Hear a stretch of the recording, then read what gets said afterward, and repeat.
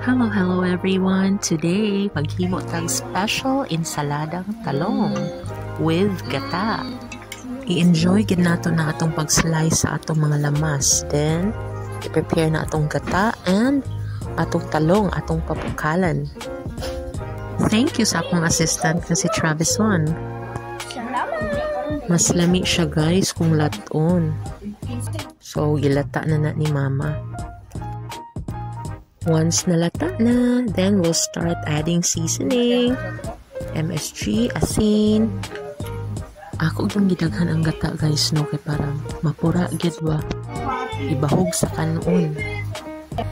Dayon, luya, and the sibuyas. Mone?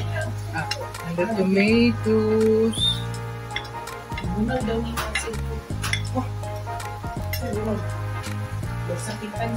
the spring onions.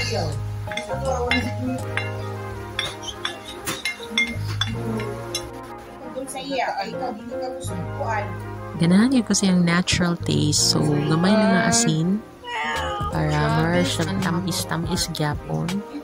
And gamay lang nga suka or calamansi.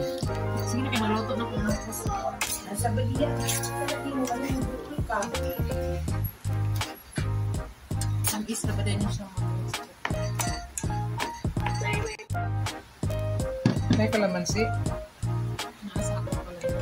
Ako po.